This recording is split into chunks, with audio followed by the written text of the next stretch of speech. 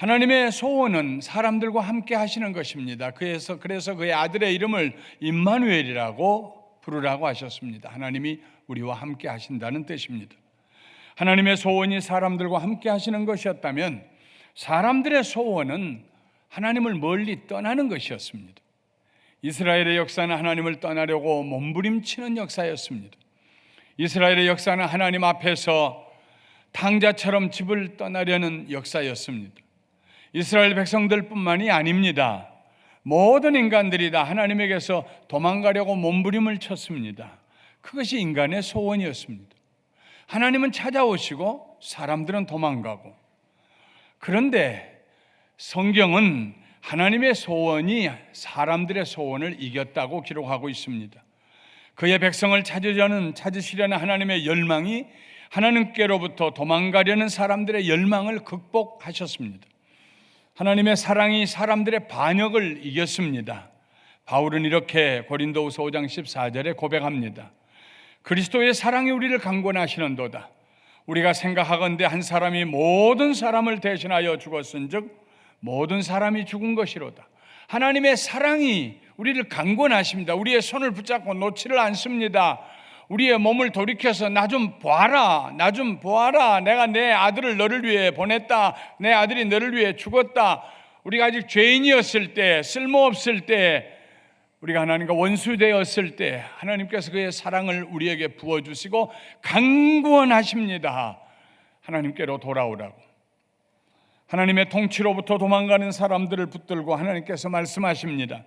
두려워하지 말라, 내가 너와 함께함이라.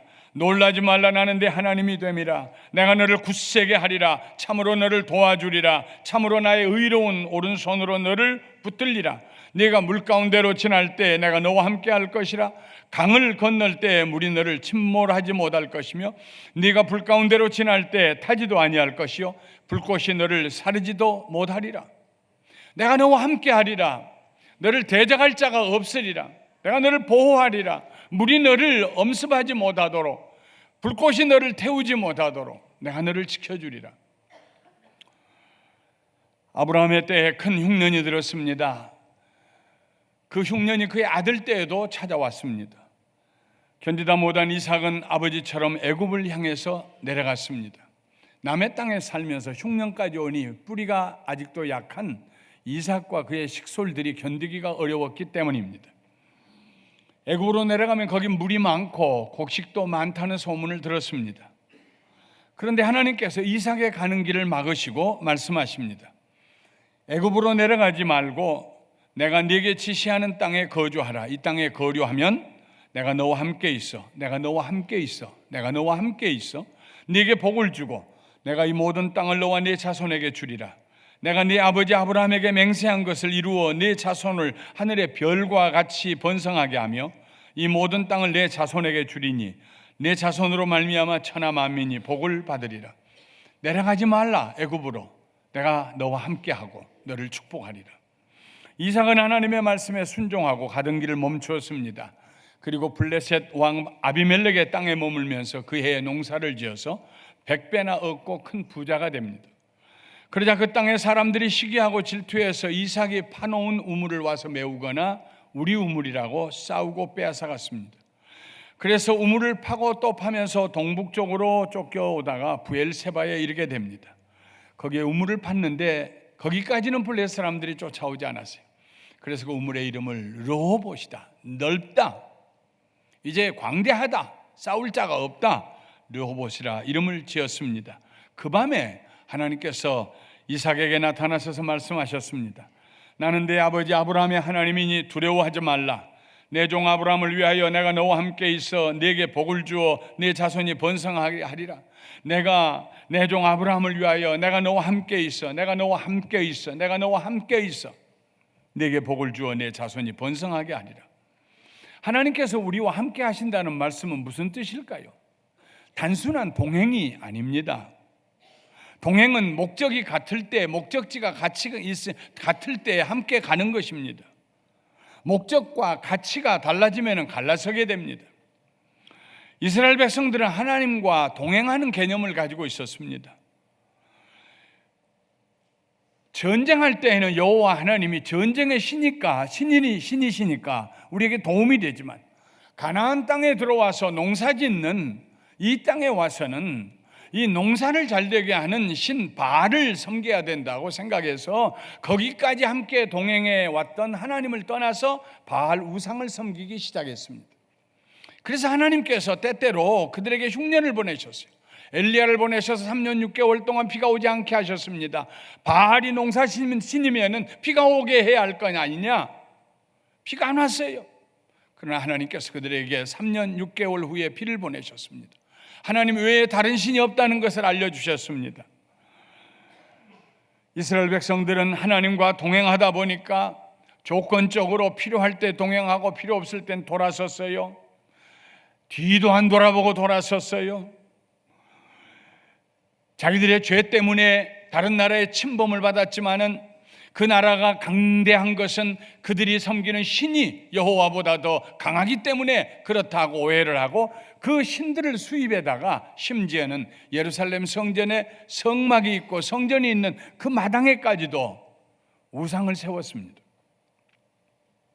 동행은 관계에 있어서 가장 느슨한 상태입니다. 언제든지 그만둘 수 있는 것입니다.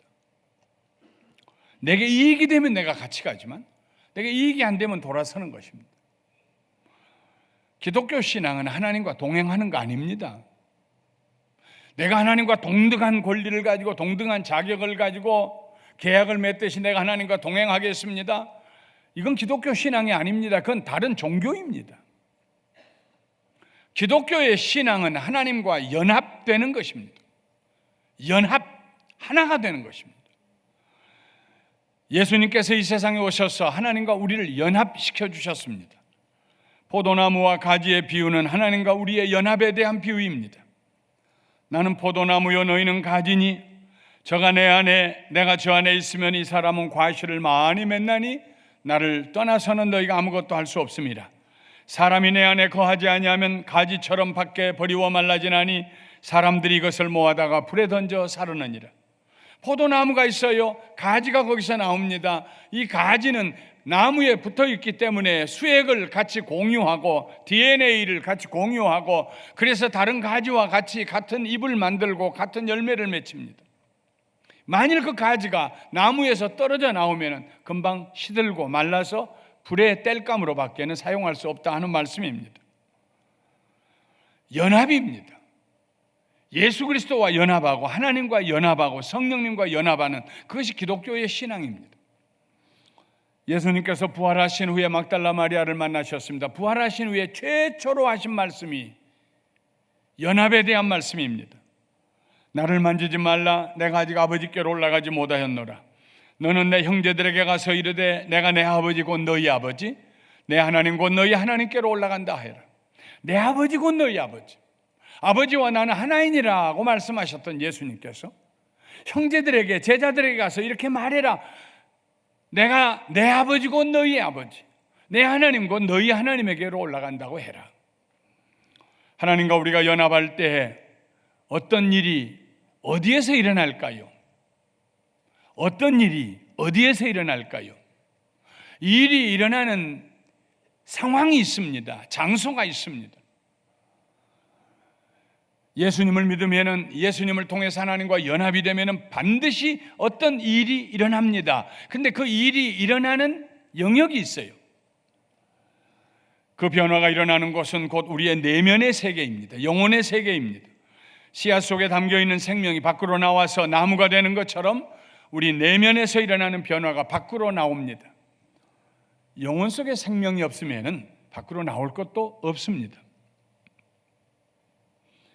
우리가 하나님과 함께 하나님이 우리와 함께 하실 때, 하나님이 찾아오셔서 하나님 자신이 우리와 하나가 되셔서 연합하실 때 우리에게 어떤 일이 어디에서 일어나는가에 대해서 네 가지로 말씀을 드리려고 합니다. 첫째로 우리들의 신분이 달라집니다. 우리들의 신분이 달라져요. 생각해 보십시오. 하나님이 누구십니까? 천지와 그 가운데 있는 만물을 창조하신 하나님이십니다. 만물을 붙들고 계신 하나님이십니다. 우리의 죄를 용서하시고 우리를 구원하신 구속주와 아버지 하나님이십니다. 여호와여 주께서 하신 일이 어찌 그리 많은지요. 주께서 지혜로 그들을 다 지으셨으니 주께서 지으신 것들이 땅에 가득하니이다. 시편 104편 24절 말씀입니다. 신명기 32장 6절에 모세는 어리석고 지혜 없는 백성이 여호와께 이같이 보답하느냐? 그는 내 아버지시요 너를 지으신 이가 아니시냐? 그가 너를 만드시고 너를 세우셨도다. 우리들은 인생을 살면서 관계를 대단히 중요하게 생각합니다. 내가 알고 지내는 사람의 지위에 따라서 내 지위가 달라집니다. 그래서 우리는 누구하고 처음 만났을 때 끊임없이 하는 얘기가 나는 누구를 압니다 하는 얘기입니다. 누구 아세요? 잘 압니다. 또 누구 아세요? 잘 압니다. 누구도 아세요? 잘 모르겠는데요. 그러면 이제 우리는 흥이 나서 그 사람을 설명합니다. 그 사람은 미국에서 어느 지위에 있었고 무슨 일을 했고 그렇게 함으로써 그 사람을 내가 알고 있다는 것으로서 내 신분이 더 높아진 것처럼 얘기를 합니다. 우리는 누구입니까? 우리는 하나님을 아는 사람들입니다. 하나님과 연합된 사람들입니다. 우리가 얘기할 수 있는 가장 중요한 얘기는 하나님 아세요? 그 질문이 되어야 할 것입니다. 하나님께서 우리와 함께 하실 때 우리의 신분의 변화가 다가옵니다. 하나님의 가족이 됩니다. 하나님의 자녀가 됩니다. 하나님이 우리의 아버지가 되십니다. 신분의 변화가 다가옵니다. 하나님께서 우리와 함께 하실 때 아무도 우리를 무시할 수가 없습니다. 무시당하지도 않습니다. 하나님께서 우리 손을 잡고 걸어가실 때 아무도 우리를 업신여길 수 없습니다. 업신여김을 받지도 않습니다. 하나님과 연합할 때 우리는 하나님의 가족이 됩니다. 하나님이 우리의 아버지가 되십니다. 우리는 그의 자녀가 됩니다. 에베소서에 이는 저로 말미암아 우리 둘이 한 성령 안에서 아버지께 나아감을 얻게 하려 하심이라. 그러므로 이제부터 너희가 외인도 아니요 손도 아니요 오직 성도들과 동일한 시민이요 하나님의 권속이라 했습니다. 성령님께서 유대인들과 이방인들을, 이 둘을 서로 원수되었던 사람들을 성령님께서 붙드시고 함께 데리고 하나님께로 나아가십니다. 아버지께 성령님이 둘을 데리고 나아간다. 이 나아간다는 말은 그 헬라어의 뜻은 소개한다는 말입니다. 성령님께서 우리를 하나님께 소개해 주십니다. 왕 앞에 대신 중에 한 사람이 우리를 데리고 가서 소개해 줍니다. 이 사람은 아무개입니다. 어떤 사람입니다. 하고 소개해 줍니다. 마찬가지로 성령님께서 우리 손 붙잡고 아버지 하나님 앞으로 끌고 가서 우리를 소개시켜 줍니다. 예수 그리스도, 아버지 하나님의 아들 예수 그리스도의 보배로운 피로 값주고 사셔서 용서하시고 하나님 자녀 삼으신 아무개입니다 하고 우리를 하나님 앞에 소개시켜 주세요. 우리는 하나님의 자녀가 되고 하나님의 아버지로 부르기 시작합니다. 양자의 영을 받게 됩니다. 우리의 신분이 무엇입니까? 인생을 살면서 하나님께서 우리와 함께 하시고 우리와 연합하실 때에 우리의 신분이 통째로 변화됩니다. 하나님의 자녀로 변화됩니다. 여러분, 이런 신분의 의식을 가지고 살아가시기를 주님의 이름으로 축원합니다. 둘째로, 하나님께서 우리와 연합하실 때에 그리하여 우리 내면의 세계에 하나님의 영이 함께 하실 때 우리의 성품이 변화되기 시작합니다. 하나님께서 바울과 함께 하실 때 바울의 성품이 변했습니다. 디모데전서 1장 13절 14절 디모데에게 보낸 편지에서 바울이 말합니다. 내가 전에는 비방자요 박해자요 폭행자였으나 도리어 긍휼을 입은 것은 내가 믿지 아니할 때 알지 못하고 행하였습니다. 우리 주의 은혜가 그리스도 예수 안에 있는 믿음과 사랑과 함께 넘치도록 풍성하였다.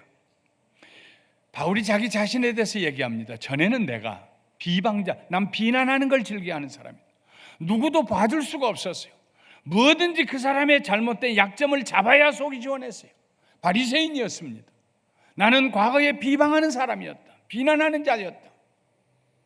나는 과거에 악을 행하는 자였다. 내 속에는 악이 가득했다. 나는 과거에는 폭행을 행하는 자였다.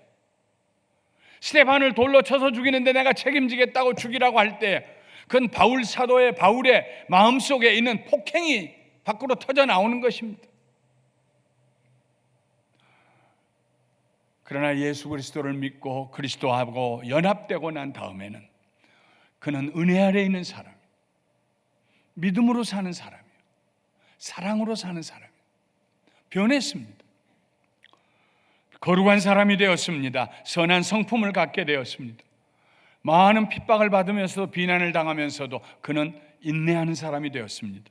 범사에 감사하는 사람이 되었습니다. 사랑의 사람, 온유하고 겸손한 사람이 되었습니다. 성령의 열매는 성령 하나님께서 우리와 연합하실 때 우리의 성품이 변화된 결과입니다. 미움이 변하여 사랑이 됩니다. 슬픔이 변하여 기쁨이 됩니다. 다툼이 변하여 화평이 됩니다. 조급함이 변하여 오래 참음이 됩니다. 무정한 마음이 변하여 긍휼히 여기는 마음이 됩니다. 마음으로만 불쌍히 여기고 립서비스만 했는데 거기서 끝나지 아니하고 행동과 물질로 선을 베풀게 됩니다. 기회주의적이었던 사람이 모든 일에 사람이 보나 보지 않으나 충성된 사람이 됩니다. 사나웠던 성품이 변하여 부드러운 온유한 성품이 되고 좌충우돌하던 사람이 자기를 다스릴 수 있게 됩니다. 하나님께서 우리와 함께 하실 때, 하나님이 우리와 연합하실 때, 하나님이 내 안에 계시고 내가 하나님 안에 머물 때에 하나님의 성품이 내 성품이 되어 성령 하나님의 성품이 내 성품이 돼요. 성품이 변해요. 여러분의 삶 가운데 모난 성품이 있거든. 하나님께 기도하십시오. 한두 끼좀 금식하시면서 진지하게 골방에 들어가서 하나님 앞에 기도하십시오. 하나님, 내 성품에 대단히 좋지 않은 모습이 있습니다. 이 성품 좀 바꿔주세요. 주님, 저를 새롭게 해주세요. 내 속에 하나님의 영이 거하시면 내가 하나님의 사람이 되고 하나님다운 사람, 하나님의 자녀다운 사람이 될 줄 믿습니다. 절 좀 변화시켜 주세요. 그때 우리의 성품에 놀라운 변화가 일어나게 될 줄 믿습니다. 셋째로, 하나님이 우리와 연합하실 때 우리의 능력이 변화됩니다. 살다 보면 우리의 능력이 소진될 때가 있습니다. 누구나 중년을 지나면 삶이 위축되기 시작합니다. 자기 몸을 도사리게 됩니다. 뭘 전진하려고 보다, 뭘 새로운 걸 하려는 것보다도. 그게 사람입니다. 그러나 하나님과 연합되면은 하나님의 능력이 마치 샘에서 물이 솟아나듯이 우리 속에서 솟아납니다. 하나님 사이즈의 담대함이 내 속에서 솟구쳐 오르기 시작합니다. 내 능력의 원천이 하나님께로부터 오기 때문입니다. 밤새 충전해 놓은 전기차가 아침에 힘차게 거라지 문을 열고 나가는 것처럼 우리는 매일 아침 하나님의 주시는 능력으로 새로워집니다. 이런 사람은 기진맥진한 채로 뒤로 물러가지 않습니다. 예레미야는 이스라엘 백성들이 곤란을 당할 때에, 다른 사람이 모두 우리 망했다고 얘기할 때에 하나님 앞에 기도하고 노래합니다. 이스라엘을 새롭게 해주실 분은 하나님밖에 없습니다. 아침마다 새롭게 해주실 분은 하나님밖에 없습니다. 여호와의 자비와 긍휼이 아침마다 새로우니 주의 성실이 크도소이다. 아침마다 우리를 새롭게 하신 하나님의 능력, 그 능력이 우리와 함께 하십니다. 우리 능력이 아니에요. 우리가 돈 주고 사는 능력도 아닙니다.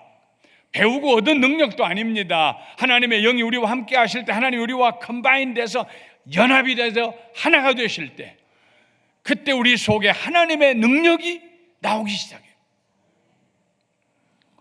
모세는 세상을 떠나기 전에 마지막 이스라엘 백성들에게 설교하면서 여호수아와 이스라엘 백성들을 세워놓고 이렇게 말했습니다. 우리 한 목소리로 함께 같이 읽어보겠습니다. 너희는 강하고 담대하라. 두려워하지 말라. 그들 앞에서 떨지 말라. 이는데 하나님 여호와 그가 너와 함께 가시며 결코 너를 떠나지 아니하시며 버리지 아니하실 것임이라 하고, 모세가 여호수아를 불러 온 이스라엘의 목전에서 그에게 이르되 너는 강하고 담대하라. 너는 이 백성을 거느리고 여호와께서 그들의 조상에게 주리라고 맹세하신 땅에 들어가서 그들에게 그 땅을 차지하게 하라. 그리하면 여호와 그가 내 앞에서 가시며 너와 함께 하사 너를 떠나지 아니하시며 버리지 아니하시리니 너는 두려워하지 말라. 놀라지 말라. 사랑하는 성도 여러분, 하나님의 나라에 들어가는 그 시간까지 맑은 정신으로 건강한 마음으로 담대하게 사시기를 주님의 이름으로 축원합니다. 예수님께서 십자가를 앞에 두고 제자들에게 말씀하셨습니다. 이것을 너희에게 이름은 너희로 내 안에서 평안을 누리게 하려 함이라. 세상에서는 너희가 환난을 당하나 담대하라, 내가 세상을 이겼노라.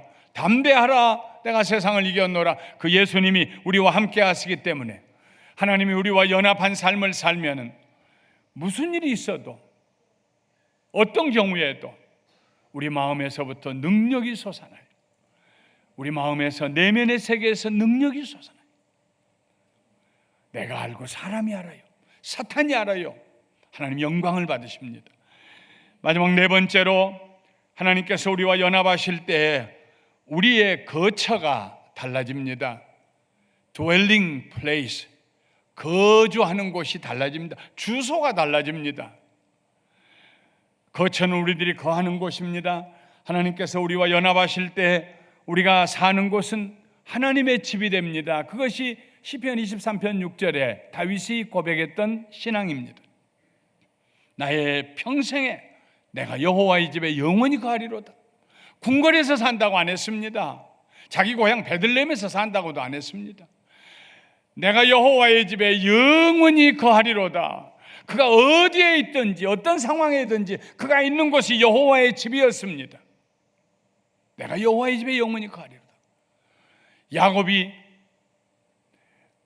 형을 피하여서 하란으로 가다가 처음 만나는 저녁에 잠을 자고 거기서 하나님을 뵙습니다. 일어나서 제단을 쌓으면서 이곳이 하나님이 계신 곳이로구나. 그의 그 이름을 베델이라고 지었습니다. 내가 가는 곳, 내가 머무는 곳, 내가 존재하는 곳, 거기가 하나님의 집이 되어, 거기가 내 드웰링 플레이스가 되어, 거처가 되어,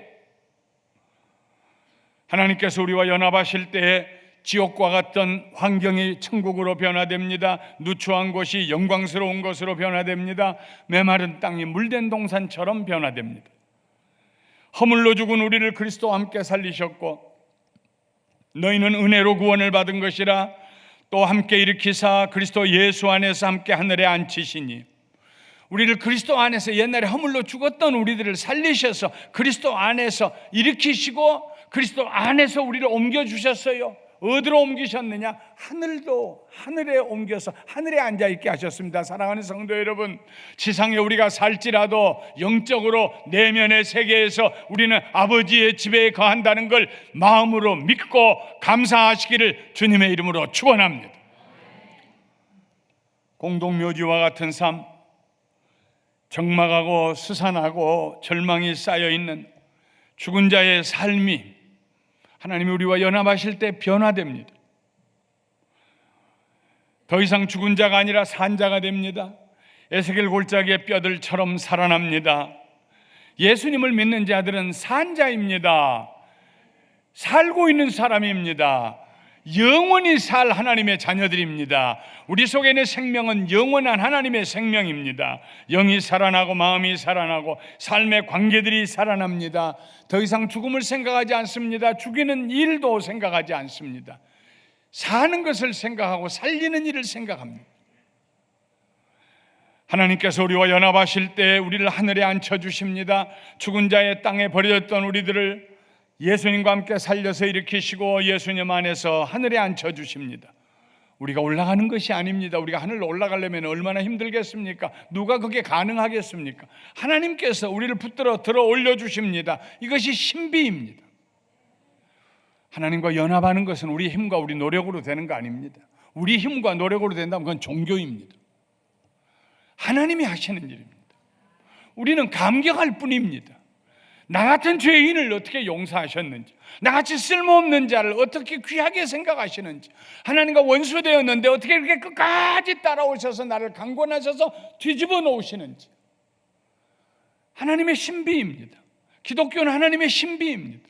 하나님이 하시는 일입니다. 우리가 할 것이 없어요. 우리가 할 게 없어요. 하나님, 내가 뭐 좀 해야지요. 가만히 있거라. 우리가 할 일이 아니에요. 죽었다 살아나는 걸 우리가 어떻게 합니까? 변화되는 것을 내가 어떻게 합니까? 하나님만이 하실 수 있는 일. 창조하신 하나님이 우리를 재창조하실 때 하나님만이 하실 수 있는 일입니다. 우리가 할 일이 없습니다. 다만 믿음으로 믿어드리기만 하면 됩니다. 우리 안에 들어오시도록 마음의 문을 열기만 하면 됩니다. 성경에 보면은 특별히 바울의 서신 중에서 가장 중요한 대목에 가서 그가 사용하는 단어가 있습니다. 여길지어다 하는 단어입니다. 헬라어로 로기쪼마이라고 하는 단어입니다. 중간태입니다. 헬라어에만 있는 중간태는 어떤 사람이 하는 행동에 내가 전적인 믿음을 가지고 동참하는 것을 의미합니다.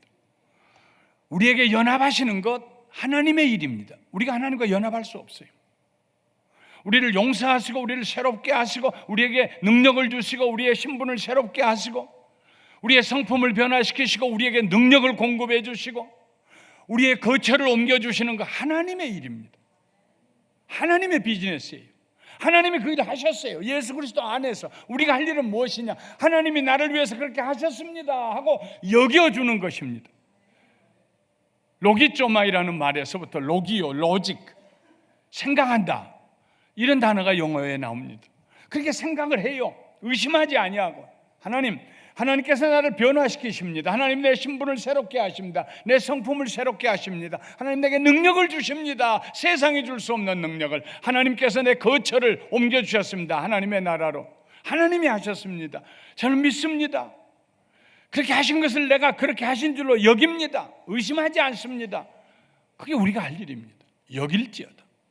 그가 죽으심은 죄에 대하여 단번에 죽으심이요 그가 살아계심은 하나님에 대하여 살아계심이니 이와 같이 너희도 너희 자신을 죄에 대하여 죽은 자요 그리스도 예수 안에서 하나님께 대하여는 살아있는 자로 여길지어다.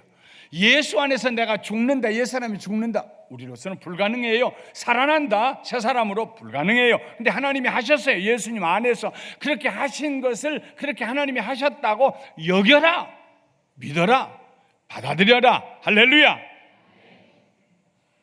예수님을 믿으면서 내가 무엇인가를 하려고 하면 다른 종교와 다를 바가 없습니다. 하나님이 우리를 불러서 그와 연합시키시는 그 놀라운 축복, 그 은혜 속으로 우리가 들어가야 합니다. 하나님과 연합됨으로 2016년 내면의 세계에서부터 변화되고 새로워지는 축복의 한 해가 되시기를 주님의 이름으로 축원합니다.